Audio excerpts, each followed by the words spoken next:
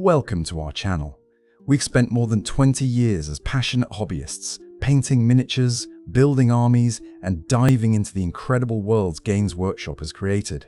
But we've always felt something was missing, a voice telling the stories behind the battles.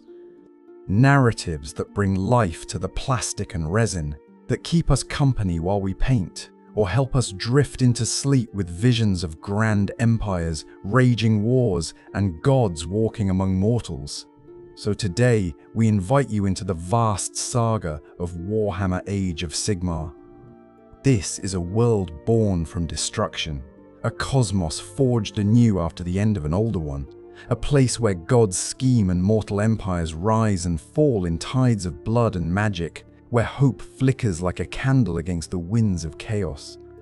In this first journey together, we will explore the grand sweep of the mortal realms, how they came into existence, how gods and mortals alike carved out empires from chaos and void, and how the Age of Sigmar became the setting for some of the most breathtaking stories Games Workshop has ever created. This is not a tale to be rushed. It's a sprawling chronicle, drawn from countless tomes and twisted myth. Sit back, let the paint dry, or simply close your eyes and listen. This is the story of how the mortal realms came to be and the Age of Sigmar began. Before there was the mortal realms, there was another world, a world known to many as the world that was. It was a place ruled by gods, monsters, empires, and endless war. Its lands were scoured by dragons, torn asunder by chaos, and rebuilt again and again through countless centuries. The Old World, as it would later be called, was a realm of mortal kingdoms and legendary races. Dwarfs who dug deep beneath mountains, elves who sailed starborn ships, men who raised cities of stone and steel, and all of it ended. The Chaos Gods, long plotting in the dark, finally unleashed their might to consume reality itself. Empires crumbled, the winds of magic howled like storms, fracturing the land and sky. Even the greatest heroes fell one by one. Sigmar Heldenhammer, once a mortal man but now a god, fought to save the world he loved. He battled Archaon, the Ever-Chosen, in a final clash amid a realm collapsing into nothingness. Stars were extinguished, oceans boiled away, the fabric of reality tore open, devouring everything. Yet Sigmar did not die. Cast adrift on the sea of stars, clutching the burning core of the world. That was Sigmar drifted through the void. Countless ages passed, and eventually he struck something vast and new, a seed of creation floating in the dark, a nexus of raw possibility. Here, amid cosmic forces far beyond mortal understanding, a new universe began to bloom. From these sparks of creation, the mortal realms were born. The mortal realms were not merely lands. They were vast cosmic domains, each tied to one of the great winds of magic that had once blown through the world. That was. There were 8 realms, each a world unto itself, boundless and strange. Akshai, the realm of fire, where burning mountains belch rivers of molten rock and seas of flame crackle beneath copper skies. Gairan, the realm of life, where living jungles devour entire continents and blossoms grow on the edge of swords. Shamon, the realm of metal, a land of quicksilver seas, floating iron mountains, and lands transmuted by alchemical storms. Hysh, the realm of light, blazing with brilliance so intense it sears the mind, where truth and illusion are indistinguishable. Ulgu, the realm of shadow, a labyrinth of endless mists and treacherous illusions, where even gods lose themselves. Aghur, the realm of beasts, a savage expanse where every living thing is predator or prey, and mountains roar like beasts. Or Shyish, the realm of death, where spirits wander bleak plains and underworlds stretch into eternity. And finally, Azyr, the realm of heavens, Sigmar's own domain, a place of starry vaults, gleaming cities, and divine thunder. Lands shape themselves according to the primal magic coursing through them. Life bloomed in impossible forms, and time itself twisted in strange loops. Sigmar wandered these realms as a god reborn, searching for life, and he found it. He discovered humans scattered across the realms, their ancestors flung into the void during the death throes of the world. That was. He found other peoples, too. Duardine dwarves, elves, and creatures older and stranger than any mortal tongue could name. Some welcomed Sigmar as a god and king. Others challenged him, suspicious of any would-be ruler. And so began the Age of Myth. It was a time of wonders. Sigmar, seeking allies, reached out to other gods who had survived the destruction of the world, that was or arisen anew within the mortal realms. Or arisen anew within the mortal realms. Great pacts were forged. Grimnir, the fiery Duardin god of battle and vengeance. Grumni, the master artisan and smith. Alariel, goddess of life and nature, queen of Gyran. Kyrian and Teclis, twin gods of light seeking to restore the lost glories of the elves. Malerion, the shadow god, enigmatic and secretive. Gorka Morka, the two-headed god of destruction and brutality, embodying the endless savagery of Gur. Nagash, supreme lord of death, whose ambitions were as limitless as the underworlds he ruled.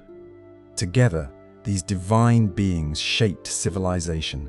Sigmar built mighty cities and roads across the realms. The arts, sciences, and magic flourished. New cultures rose under the banners of the Pantheon of Order. For a time, peace reigned. Yet not all powers of the mortal realms joined Sigmar's pantheon. In the hidden corners of existence, the four chaos gods watched and plotted. Khorne thirsted for blood. Sinch spun webs of change and deceit. Nurgle dreamt of decay and virulence. Slaanesh hungered for excess and perfection. The mortal realms were a prize they could not ignore. Even amid the Age of Myth, seeds of corruption were sown. Cults of chaos whispered in mortal ears. Wars erupted in distant places. And deep beneath the surface, the gods of order found they could not fully trust one another. Eventually, betrayal would come. And with it, the Age of Chaos. The Age of Chaos began as a slow, insidious tide. It did not erupt overnight. Instead, it crept into the mortal realms like a disease, seeping into every fracture and shadow. The first cracks formed in the alliances of the gods. Nagash, ever ambitious, grew resentful of Sigmar's leadership. The supreme lord of the undead believed all souls belonged to him. He plotted in secrecy, hoarding power in Shyish. When the hour came, he withheld his armies from Sigmar's wars against chaos, believing he could let mortals weaken themselves while he gathered strength. But Nagash miscalculated the scale of the coming storm. The chaos gods unleashed their full might upon the mortal realms. They poured armies of daemons and mortal worshippers into the lands. Whole civilizations collapsed overnight. Cities burned, rivers ran red. The skies cracked open as reality itself buckled under the weight of chaos. Khorne's bloodthirsty hordes crashed through battle lines, skulls piled high in offerings. Tzeentch's sorcerers rewrote the laws of nature, transforming mortals into writhing horrors. Nurgle's plagues devoured cities from within, flesh blooming with pustules and rot. Slaanesh's followers spread madness, luring mortals into excess and damnation. Realm after realm fell. Sigmar fought with every weapon he possessed. He rallied the gods, but one by one his allies fell away. Grimnir was destroyed in a cataclysmic battle with Volcatrix, the mother of salamanders, shattering into countless shards that birthed the Fireslayers. Grungni withdrew into his forges. The Aelven gods became consumed by their own secret wars and plots. Sigmar retreated to Azyr, sealing its gates behind him. He had no choice. If Azyr fell, all hope would vanish. From the celestial realm he watched the other realms drown in chaos, and for centuries the mortal realms burned. During the Age of Chaos, monstrous warlords rose to power, carving kingdoms from the ashes. Archaon, the ever-chosen champion of all the chaos gods, led a grand alliance of chaos armies. His banner was the harbinger of annihilation. Kairos Fateweaver, Sinch's twin-headed oracle, twisted events to sow confusion and despair. Ball! The Glotkin, monstrous champions of Nurgle, spread plague across entire continents. Skarbrand, Khorne's fallen angel of rage, rampaged through city after city. But chaos did not merely conquer by sword, it corrupted hearts and minds. In countless cities, mortal lords swore oaths to dark powers in exchange for salvation, power, or vengeance. Entire cultures shifted to worship new monstrous gods. And then, in the darkness, Sigmar unleashed his counterstrike. Deep in the vaults of Azyr, Sigmar had not been idle. He forged a new weapon, the Storm-Cast Eternals. These were mortal heroes, plucked from the brink of death on the battlefield and remade in the forges of the Six Smiths. Grunny himself lent his craft to their creation, embedding Sigmarite into flesh and soul. The lightning of Azyr burned away weakness and mortality, transforming men and women into demigod warriors. They stood taller than ordinary mortals, armored in gleaming Sigmarite plate. Each bore the scars of countless reforgings, for when they fell in battle, Sigmar seized their souls and remade them anew, though each return from death cost them fragments of their memories, emotions, and humanity. The heavens split apart, and storm bolts struck the lands where chaos held sway. From these lightning strikes emerged the Storm-Cast Eternals, weapons raised, war cries echoing like thunder. This moment marked the beginning of the Age of Sigmar. They were the symbol of Sigmar's return, a divine vengeance upon chaos. Led by mighty lords Celestants, supported by war priests, mages, and cavalry, they struck at the heart of chaos-held territories. Their first great campaign was the Realm Gate Wars. Throughout the realms, magical realm gates connected distant lands. These portals were the arteries of travel and trade, but also the routes by which chaos armies poured into new territories. The Storm-Cast Eternals were tasked with seizing these realm gates, purifying them of chaos taint, and reopening paths for Sigmar's armies. In the Realm of Fire, Vandus Hammerhand, Lord Celestant of the Hammers of Sigmar, led assaults against Kolgos Kul, a fearsome warlord of Khorne. The skies burned red as daemons clashed with shining warriors. In the Realm of Life, Alarielle, goddess of life and queen of the Sylvaneth, slumbered in despair as Nurgle's filth overtook her lands. The Stormcasts fought to awaken her, battling monstrous beasts twisted by corruption. And so the Realm Gate Wars raged across the mortal realms. Each victory wrested a fragment of hope from the jaws of chaos. But even as Sigmar's warriors gained ground, the true scale of the realm's suffering became clear. Chaos corruption ran deep. Cities lay in ruin. Cults lurked in the shadows, waiting to betray the forces of order. Yet Sigmar's hammer fell again and again. Slowly, the mortal realms began to see the faintest glimmer of dawn. The Realm Gate Wars forged legends. Heroes rose among the Stormcast ranks, names whispered in awe across camps and fortresses. Vandus Hammerhand, Sigmar's chosen, wielded the divine hammer. Heldenson, smashing through daemon hordes and driving back Kolgos Kul again and again. His loyalty and martial prowess made him a beacon for all storm hosts. There was Ionis Cryptborn, the Lord Relictor, whose prayers channeled lightning to banish the unclean. Shrouded in mystery, he carried the weight of dark secrets from the Age of Myth, secrets he dared not speak even to his brothers. Hallowed knights marched under Garda's steel soul, a hero of unshakable faith who believed Sigmar had spared him for a divine purpose. Garda stood steadfast even when cast into Nurgle's festering hellscapes, surviving corruption through sheer will. Each storm host developed its own character and rituals. The Hammers of Sigmar were the first and greatest, clad in gold and azure, embodying the thunderous wrath of their god. The Celestial Vindicators were fanatics, seeking vengeance and slaughter against chaos in an almost grim frenzy. The Anvils of the Heldenhammer were somber, their souls closer to death than life, their reforgings leaving them increasingly cold and detached. While the Stormcasts fought, Sigmar began rebuilding civilization. he established mighty cities known as the Cities of Sigmar. These new bastions were raised around seized realm gates, becoming trade hubs, military fortresses, and symbols of hope.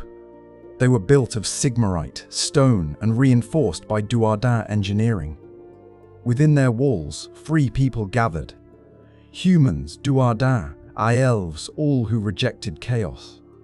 Among these cities, Hammerhall became the crown jewel, straddling two realms at once, Akshai and Gairan. Twin cities connected by a realm gate deep within its heart. Its markets bustled with exotic wares, its streets patrolled by vigilant Stormcast guardians. But even these cities were not safe from chaos.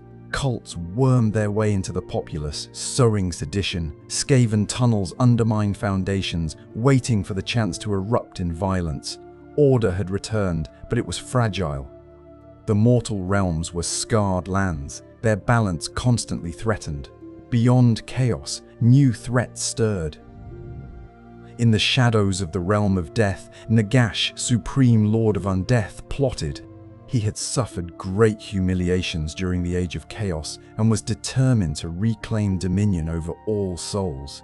His necromantic schemes would soon send shockwaves through every realm. In the deep oceans of the Realm of Light, the Ideneth Deepkin, mysterious elves who dwelled beneath the waves, emerged, driven to raid mortal settlements for the souls they needed to sustain their cursed existence. The Seraphim, celestial reptilian beings, descended in beams of light from the stars, their motives often unfathomable. Were they physical creatures of flesh or merely living memories crafted from starlight? None could say. Amid all this, chaos was far from defeated. Archaon, the Ever-Chosen, remained undefeated. He was the supreme champion of the dark gods, wielding the monstrous sword, slayer of kings, and leading the endless legions of chaos. His vanguard rode with him, armored knights whose loyalty was absolute, each having passed horrific trials to join Archaon's side. The mortal realms remained a cauldron of conflict. And so the Age of Sigmar continued, an age of heroes, gods, monsters, and endless war. As Sigmar's cities grew, they became beacons that attracted all manner of refugees and adventurers. Free guild soldiers, hardened mercenaries, Duardin warriors seeking vengeance, elves fleeing the ruin of their empires, all gathered behind the high walls looking for purpose and protection. Trade routes were mapped anew. Caravans rolled across the deadly landscapes, guarded by outriders and escorted by free guild regiments, while sky vessels of the Caradron overlords sailed overhead. The Caradron overlords were Duardin who had turned from ancient oaths to pursue profit and technology. Clad in airtight armor, they navigated the skies in massive ironclad ships powered by ether gold, a rare and volatile gas. They came not to reclaim mountain holds, but to build skyports, cities floating amidst clouds. Barak Nar was the greatest of these, a center of commerce and ruthless capitalism. But wherever mortals built civilization, darkness gathered to tear it down. From subterranean lairs emerged the Skaven, rat men of endless cunning and boundless malice. Clans. Verminus raised tide after tide of rat soldiers. Clans, Skryra unleashed bizarre weapons of warp lightning and toxic gas. Skaven viewed the mortal realms as ripe for domination, their schemes ever fueled by the lure of warpstone and the mad worship of the great horned rat. In forests darkened by twisted growths, the Sylvaneth stirred. Once the children of Alarielle, goddess of life, many Sylvaneth retained loyalty to her vision of renewal. Others, scarred by chaos corruption, became vengeful, slaying any who trespassed into their glades. Alarielle herself had suffered greatly. During the Age of Chaos, her soul retreated into her soul pod and was reborn in a new war aspect, wreathed in blossoms and fury. As the Everqueen, she wielded immense life magic, capable of unleashing devastating natural disasters against those who defiled her lands. In the depths of the realms, the Gloomspite Gits plotted under the baleful glare of the bad moon. These grots, Cunning, spiteful, and utterly mad, served their fungal deities. They brewed potent mushroom poisons and surged in tides of green-skinned fury, accompanied by monstrous squigs bounding across battlefields. Each faction, each race, carved out its place in a world in flux. The realm gates remained critical, coveted by every power. Whoever controlled a gate could move armies between realms, secure trade routes, or strike unexpectedly deep into enemy territory. Battles often raged over these portals, leaving landscapes devastated and skies aflame with unnatural storms. Meanwhile, the tides of chaos never abated. Khorne's bloodbound howled for skulls. Nurgle's hosts spread plague and despair. Tzeentch's sorcerers rewove fate into labyrinthine traps. Slaanesh, though imprisoned, whispered to mortal hearts, luring them into unspeakable excess.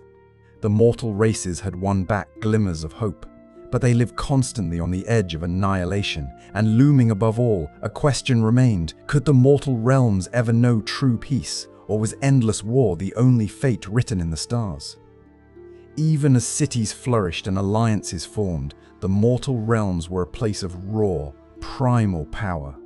Magic ebbed and flowed in mighty currents, sometimes reshaping reality itself. No realm embodied this as vividly as Chamon, the realm of metal. Here, mountains of quicksilver shifted and flowed like water, entire landscapes transmuted overnight. Empires rose and fell on veins of alchemical gold. The disciples of Tzeentch, masters of change, found Chamon a fertile hunting ground for secrets and schemes. To the east lay Hysh, the realm of light, a place of radiant skies and perfect geometries. Once the domain of elves and scholars, Hysh was now a land of contrasts, filled with shining cities and hidden shadows, for even in light, secrets could be concealed. Ulgu, the realm of shadow, was its twin. Here, truth bent and illusions reigned. Whole continents might vanish into mists or shift to reveal new horizons. Morathi, once a high priestess of elfdom and mother of the dark elves, had seized her place in Ulgu. She claimed sovereignty over a twisted kingdom of secrecy and vengeance, building the cult of the Daughters of Cain. Morathi was one of the most cunning figures in the Age of Sigmar. She had survived the world. That was, escaped slavery to chaos gods and clawed out a realm for herself. Her worshippers, blood-soaked and fanatical, waged holy wars beneath banners splashed with crimson runes. In Akshai, the realm of fire, volcanoes thundered and seas boiled. The Fireslayers, fierce Duardin mercenaries, forged contracts in gold and shed blood in battle. They worshipped Grimnir, a warrior god shattered in combat with a mighty god-beast. Fragments of Grimnir's essence, known as Urgold, were mined and hammered into runes that gave the Fireslayer supernatural might. To these Duardin, no gold gleamed brighter than Urgold. They'd fight anyone. Chaos, death, or order if the price was right. In the underworlds of Shyish, Nagash ruled with bone and iron will. Every soul that died risked being claimed for Nagash's endless legions. Grave sand drifted like snow, settling over obsidian tombs. Spirits wailed across black seas, and skeletal titans stalked moonlit plains. Nagash brooked no rivals. His Mortarchs, powerful undead lieutenants, enforced his decrees across the realm. Even mighty cities of order existed only at Nagash's tolerance, for he could always drown them in a tide of skeletons and ghosts. And yet, despite Nagash's dominion, Shyish held wonders, cities of spectral crystal, underworlds shaped by forgotten faiths, and ancient relics guarded by ghosts bound by honor. In Gur, the realm of beasts, primal law ruled. Titans fought across continents. Forests grew overnight, swallowing armies whole. Tribes of humans, gargants, and beasts battled for survival in landscapes that changed with each dawn. The orcs of Gur, embodied the realm's violence. Led by monstrous warlords like Gordrak, the Fist of Gork, they craved combat above all. Their Energy generated by sheer enthusiasm for fighting could shatter mountains and warp reality. To an Orc, the answer to every question was simple: hit it harder. Yet even amidst Gur's endless brawls, there were moments of savage beauty. Colossal beasts migrating under crimson skies, fields of flowers blooming after battles, rivers sparkling with strange minerals. In Giran, the realm of life, jungles thrived, rivers glowed with vitality, and towering trees bore fruits of pure magic. Alarielle, the Everqueen, fought to reclaim her realm from Nurgle's corruption. Life battled rot in an endless cycle. Gardens of Nurgle festered in Giran, spilling plague into once pure lands. Yet Alarielle's wrath was fearsome. Hurricanes of blossoms and storms of viridian light swept away chaos taint. Sigmar's alliance sought to aid Alarielle, but even Stormcast hosts struggled amid vines that strangled steel and pollen that ate through armor. Giran was alive, and it decided who was welcome. The mortal realms were not merely battlegrounds. They were living entities, filled with magic, history, and secrets waiting to be unearthed. From forgotten ruins to the highest peaks, artifacts of immense power lay hidden. Weapons forged in the age of myth, relics carrying the echoes of slain gods, scrolls containing forbidden lore. Adventurers risked everything to claim such treasures. These brave few, known as soul-bound heroes in some tales, might save cities from doom, slay rampaging monsters, or even shape the destiny of entire realms. Yet with each victory, new threats emerged. For the mortal realms were not static. They shifted and evolved, driven by divine machinations, mortal ambitions, and the ever-looming presence of chaos. No matter how many wars were won, no matter how many cities rose, the drums of conflict beat on. And in the forge of endless war, new legends were born. Across the mortal realms, Sigmar's Stormcast Eternals remained the linchpin of Order's defense. Each warrior was a mortal soul, reforged into an immortal champion clad in Sigmarite plate. They wielded hammers charged with the lightning of Azyr, able to strike down daemons and monsters alike. Yet the price of immortality was high. Every time a Stormcast died in battle and was reforged, they lost fragments of their memory, emotion, and humanity. Some returned distant and cold, others plagued by visions of lightning and torment. The process was a divine miracle and a terrible curse. The Celestial Vindicators were among the most zealous storm hosts, driven by burning wrath. The Hallowed Knights were unwavering paragons of faith, often plunging into cursed places where few dared tread. The Astral Templars hunted monstrous beasts across Gur, while the Anvils of the Heldenhammer embraced shadow and secrecy. Each storm host bore its own culture, rituals, and iconography, echoing the diverse nations of humanity from which they were drawn. Sigmar himself was a distant but vigilant god, ruling from the celestial spires of Azerheim. His gaze swept the mortal realms, seeking to protect his people and reclaim what chaos had stolen. He plotted vast campaigns, forging alliances with gods and mortals alike.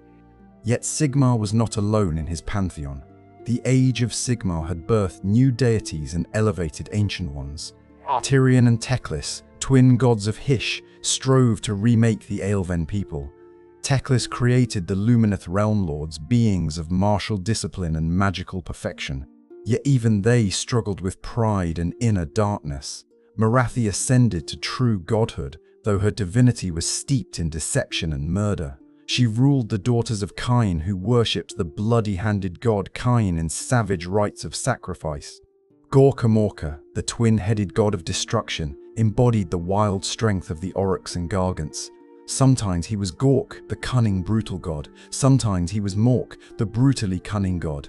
But he was always the storm in the horizon, laughing amid thunder. Grimnir, though slain in the Age of Myth, lived on in the Urgold runes worn by Fireslayers. His spirit whispered in the forge's heat and in the clash of axes.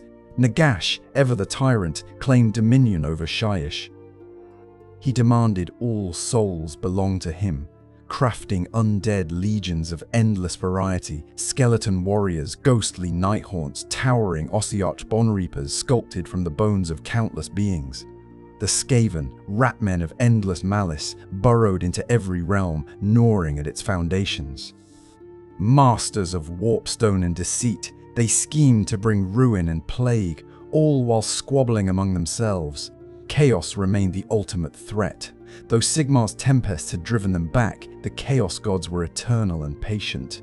Khorne, the blood god, hungered for war. His mortal followers carved crimson paths across the mortal realms, spilling rivers of gore in his name.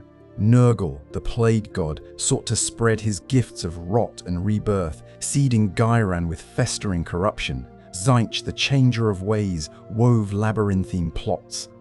His mortal disciples became sorcerers and cultists, conjuring daemons and rewriting reality to serve inscrutable goals. And Slaanesh, though once imprisoned, exerted a seductive influence from hidden prison realms. His mortal devotees whispered of beauty, excess, and the perfect thrill of forbidden sensation. Each god carved out territories, temples, and cults. Mortal empires either resisted chaos or fell into its embrace. Even mighty cities could be undone from within by a single cult's treachery. Yet for all its horrors, the mortal realms were places of hope and heroism. Cities like Hammerhall, Excelsis, Anvilgard, and Vindicarum became beacons of civilization, rising from the ashes of war. Hammerhall was unique, a twin city spanning two realms with one half in Akshi and the other in Ghyran. Massive gates called realm gates connected these halves, guarded by Stormcast and Free Guild alike. Trade flowed, cultures mixed, and schemes brewed in its shadowy alleys. In Excelsis, prophets sold visions of the future in exchange for pearls of prophecy dredged from the mysterious Bay of Mirrors. Armies marched under golden banners, seeking to fulfill the fates glimpsed in those shifting waters. Anvilgard was a city of shadows and intrigue, its rulers dealing with black markets and monstrous predators lurking beyond its walls. Corruption seethed below the surface, until a bloody coup by the Scourge privateers and Morathi's agents claimed the city for Ulgu. Such was the nature of the mortal realms, empires forged, betrayed, and reborn. The Age of Sigmar was not merely an age of endless war, but of stories, of sacrifice, ambition, divine schemes, and mortal resilience. Legends were written in lightning and blood.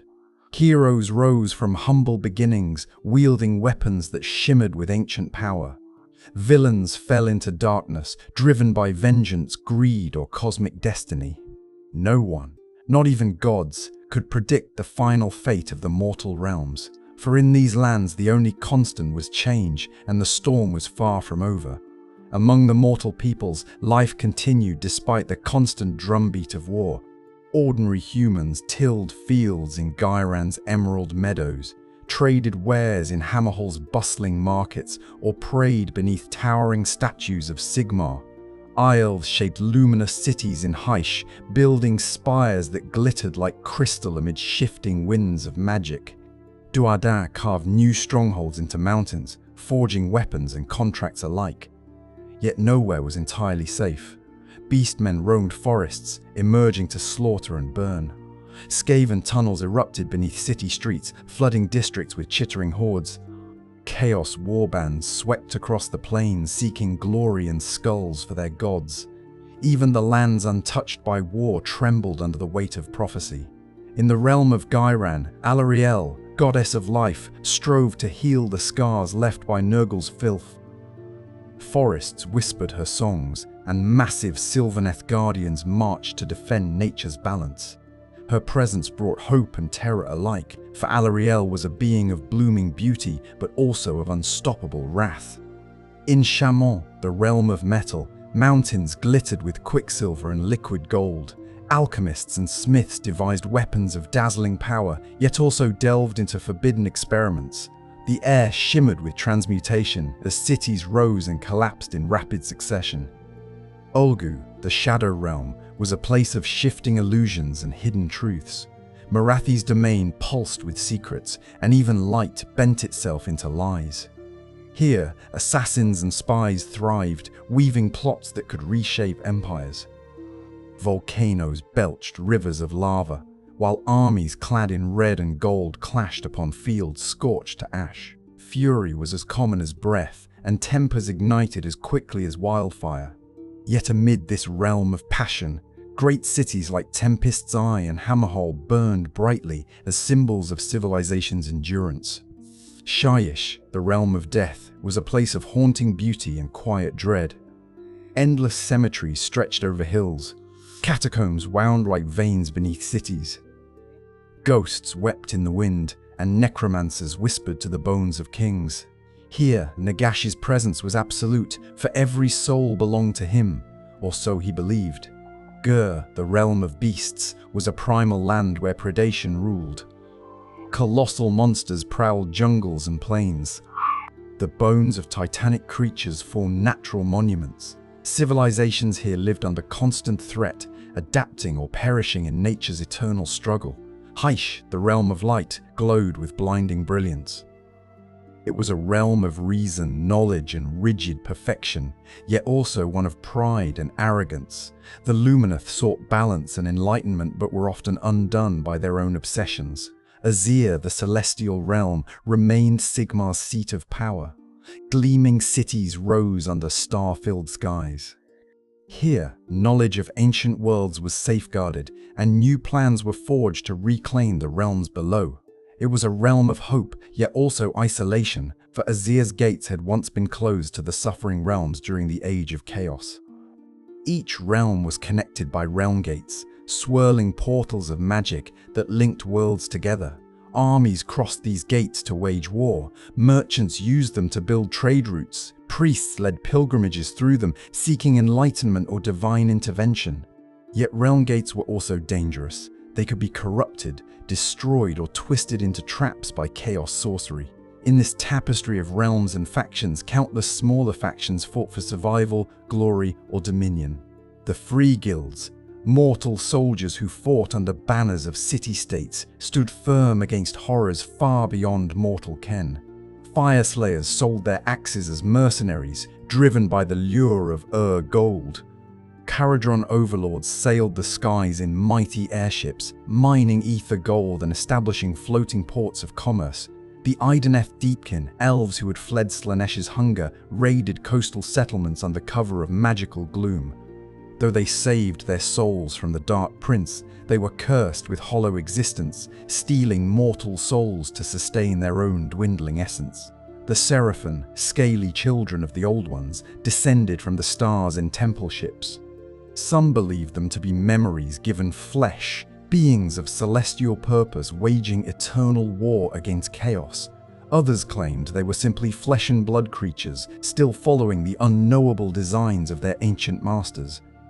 Even the gloomspite gits, mad grots, and towering squigs were driven by lunatic visions granted by the bad moon.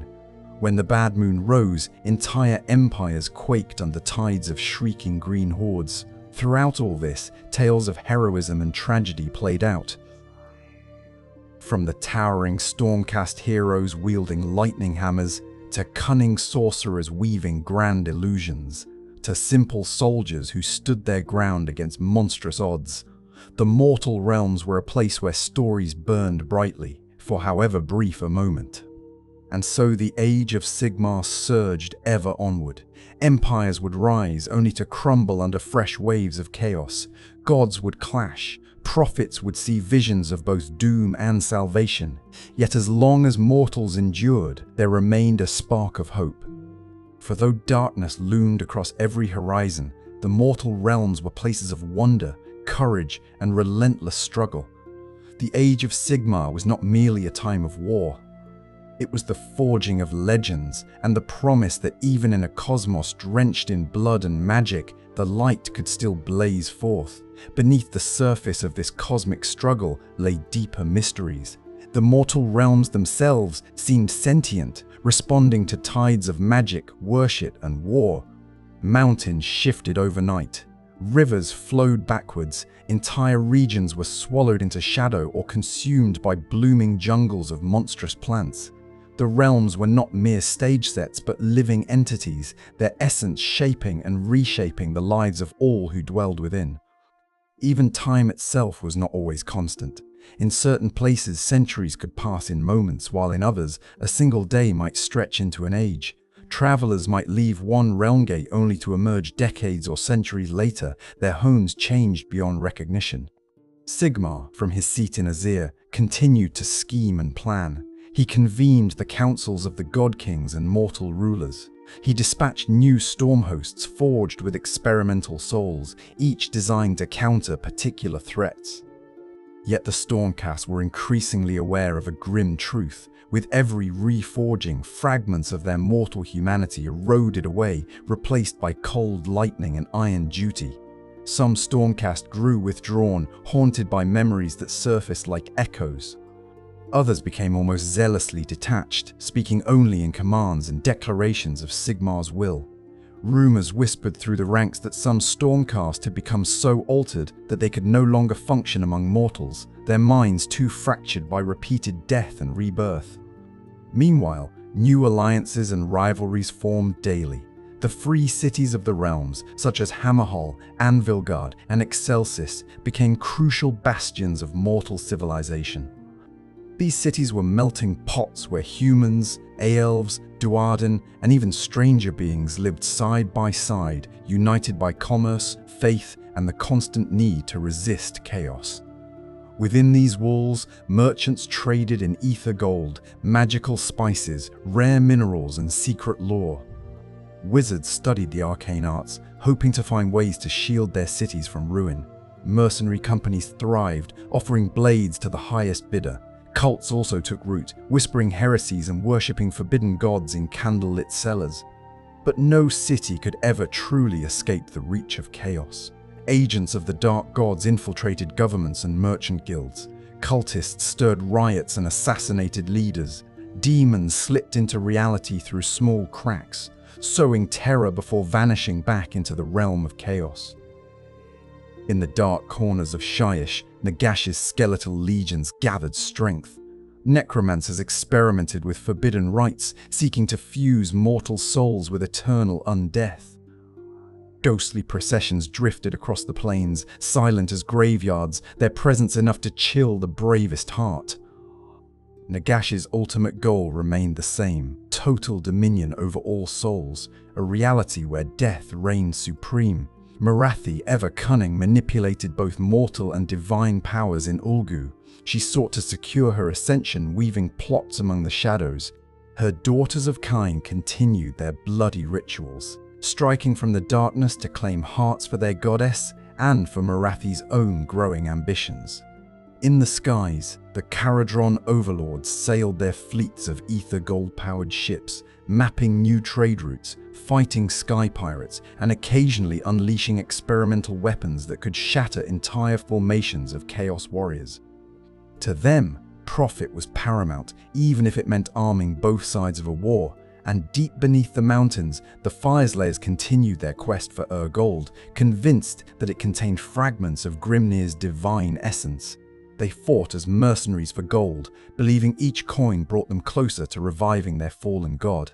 The Ideneth Deepkin remained an eerie presence along coastlines. Shrouded in illusions, they raided settlements to capture mortal souls, which they desperately needed to sustain their fading existence. The people of the realms whispered of entire towns vanishing beneath the waves overnight, leaving only empty beaches and the echoes of silent screams. In Gur, monstrous beasts battled for territory as fiercely as any army. Mega-gargants strode across the horizon, flattening forests and cities alike. Massive worms bored tunnels between continents. And savage tribes worshipped colossal creatures as living gods, offering blood sacrifices to ensure their protection, or at least their indifference. As war raged on, realm gates remained both a salvation and a curse. Control of these gateways determined the fate of empires. Armies fought entire campaigns to secure a single portal, knowing it could open the path to new conquests or to an invasion that might spell their doom. Free guild captains defended city walls until their dying breath. arcane masters unleashed devastating spells that reshaped battlefields, and amidst these towering figures were countless ordinary souls whose courage shone all the brighter for being so small. This was the Age of Sigmar, a saga not merely of gods and monsters, but of all who dared to stand against oblivion. It was an age of blood and hope, ruin and renewal. Each dawn promised either salvation or new horrors from the endless dark. The mortal realms continued to spin beneath 1,000 suns and moons, locked in a cosmic dance of war, wonder, and fate. And in that dance, every soul mortal, divine or monstrous, played a part. Yet the mortal realms were not simply a place of endless carnage. There was beauty, even amid the turmoil. Glittering aurorae shimmered across the skies of Hysh. In Gairan, lush jungles exploded with blossoms the size of buildings, and rivers of phosphorescent nectar wound through emerald canopies. In Azyr, celestial observatories gazed into the stars, where the constellations themselves were rumored to be messages from Sigmar or prophecies yet to unfold. Amid such wonders, philosophers, scholars, and artists flourished. Even the cities under constant threat found moments to celebrate festivals, craft music, or erect grand statues of heroes past and present. The free guilds composed ballads of great battles, while the elves painted murals that depicted cosmic events in sweeping, iridescent colors. Still, none could deny the overwhelming presence of war. New threats rose constantly. The slaves to darkness surged from the realm of chaos, driven by warlords seeking favor from their patron gods. Cults dedicated to the ever-chosen, Archaon himself, plotted in secret, preparing the way for his next invasion. Archaon loomed over the Age of Sigmar like a storm cloud. Once the champion of the end times, now the supreme general of chaos, he bore the might of the Varanspire fortress and commanded endless hordes. His personal retinue, the Varangard, were demigods of slaughter, each capable of turning the tide of a battle single-handedly. Rumors claimed that Archaon still sought the downfall of Sigmar, determined to finish what the end times had begun. Amid these forces, the Skaven gnawed at the underbelly of the realms. Their labyrinthine under-empire sprawled beneath cities, mountains, and entire continents. Skaven Grey seers prophesied the inevitable dominion of the Horned Rat, while warlock engineers devised weapons capable of shattering mountains. To the Skaven, betrayal was a way of life, and their own ranks fell to poison, blades, and treachery as often as to their enemies. Meanwhile, in the darkest corners, the Hedonites of Slaanesh hunted for their missing god, carving paths of ecstasy and horror through mortal lands. The Maggotkin of Nurgle turned vibrant lands into rotting gardens, their laughter as infectious as their plagues. The disciples of Tzeentch sowed lies and delusions, reshaping reality itself. Each chaos god demanded ever greater tribute of blood, souls, and devotion. But the Age of Sigmar was not merely the domain of gods and daemons, it was also the story of mortals who refused to surrender. In cities like Hammerhall, mortal rulers orchestrated politics as dangerous as any battlefield. Merchant lords sponsored adventurers to explore hidden realm gates and lost ruins. Arcane orders hunted forbidden knowledge, desperate to balance power against chaos's endless tides. The Collegiate Arcane, Sigmar's wizards, sought to harness Realmstone, the magical crystals born from the very essence of the realms.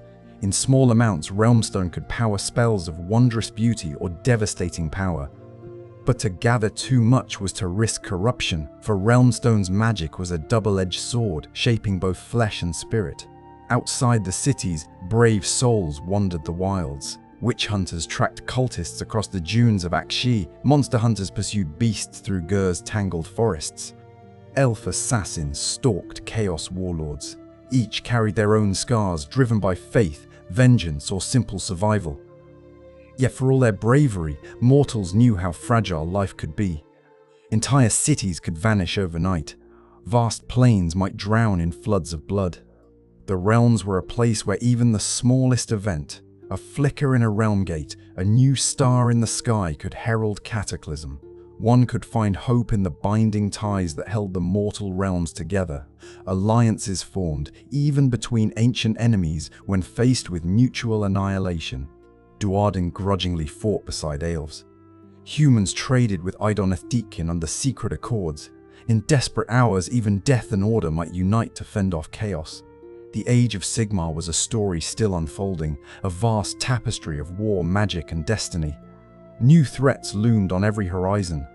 Yet so did new heroes, ready to stake their souls against impossible odds. And while the gods played their endless games, countless mortal lives blazed like brief stars against the darkness. Each spark mattered, for in the mortal realms even the smallest flame could become a beacon of hope or ignite an inferno that would shape the fate of worlds. And so the realms churned endlessly with conflict and wonder. In Shyish, Nagash's necromantic empire expanded like a tide of pale doom. Mortals whispered that even dying might not bring rest, for Nagash claimed all souls as his rightful due. His Ossiarch Bonnereapers marched across battlefields constructed from bone harvested from friend and foe alike. Each Bonnereaper was a marvel of sinister craftsmanship, a fusion of artistry, sorcery, and absolute devotion to their deathly liege. Despite Nagash's dominion, Shyish was a realm of staggering beauty. Amethyst crystals glittered in the gloom. Ghostly rivers shimmered beneath spectral stars. Vast necropolises rose like mountains, sculpted in ivory bone and black obsidian, standing as monuments to millennia of forgotten civilizations. Meanwhile, in Gairan, the cycle of life and decay accelerated to unnatural extremes. Alarielle, the Everqueen, waged her own war against the encroaching rot of Nurgle. Her Sylvaneth armies, living trees, dryads, and towering tree lords sprang from the soil itself, responding to her will.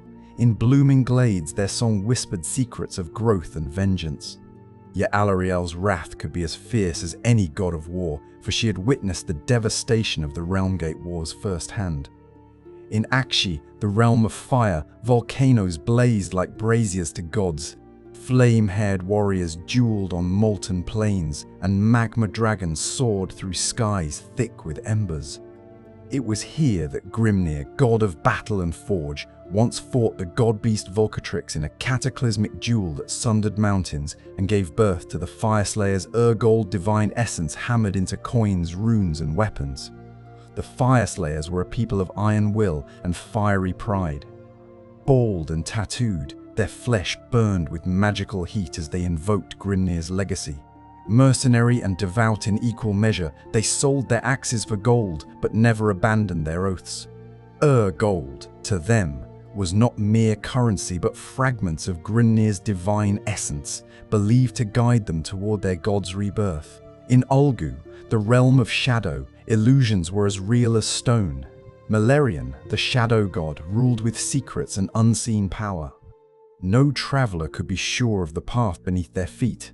A fortress might be a mirage, an ally might be a hidden enemy. Even Sigmar trod cautiously in Ulgu, for the realm bent the perceptions of gods and mortals alike. Here lurked the daughters of Kaini, blood-soaked cults led by Morathi, mother of shadows and deceit. Once an elven queen, now part goddess, part serpent, she plotted endlessly, pursuing her own apotheosis. Her followers bathed in cauldrons of blood, wielding blades that gleamed like crescent moons. To outsiders they were murderers and zealots. Yet even they had fought beside Sigmar when the realms demanded unity. Hysh, the realm of light, shone with blinding brilliance. Its skies shimmered with sunlit arcs and geometric constellations. It was a realm of perfect symmetry, where reason and philosophy shaped every city. Yet the Lumineth realm lords discovered that light could cast the deepest shadows. Their pride once fractured their realm, unleashing magical cataclysms that threatened to unmake Hysh entirely. Now they sought balance, guided by Teclis, master of magic whose wisdom rivaled the gods. In Chamon, the realm of metal, alchemy shaped every mountain and river. Entire peaks were forged from brass, copper, or quicksilver. Gears turned in endless motion, and storms of metallic dust scoured the skies. The Caradron overlords ruled here from flying skyports, mercantile Dwarden clad in sealed armor suits. They sailed ether gold-laden airships through tempestuous skies, driven by profit and technology, carving a unique destiny apart from both Sigmar and the Chaos gods. Gur, the realm of beasts, was a place of primal might. Colossal creatures roamed plains that stretched to the horizon. Mountains uprooted themselves to walk on titan legs. Rivers shifted courses overnight. The Gurish landscape obeyed no laws but the survival of the fittest. It was a realm where hunters became prey, and even gods tread warily. Here, tribes of aurochs, savage and exuberant, clashed in endless brawls. The Bone Splitters believed that smashing monsters released divine energy. The Ironjaws followed monstrous war bosses who craved bigger fights with every victory.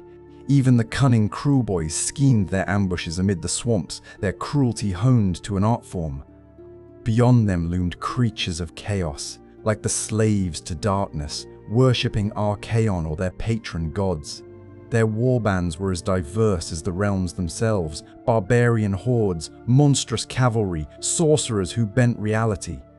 Each soul burned with ambition, seeking glory in the eyes of their chosen god. Yet despite the horrors, the mortal realms pulsed with stories of heroism. The Dawnbringer Crusades set out from Sigmarite cities, establishing new outposts in hostile lands. Caravans of settlers braved storms and monsters, planting banners of the twin-tailed comet and building new hope one brick at a time. The Free Guild stood resolute, mortal soldiers bearing pikes and arquebuses, facing horrors that could shatter sanity. They knew theirs was often the first and last line of defense. Priests offered blessings. Witch hunters sniffed out cults. Artisans forged arms and armor, knowing each blade might save thousands of lives. The Age of Sigmar was a realm where mortals walked among gods, where ordinary men and women could rise to legendary deeds. It was an age of unending conflict, but also of limitless potential.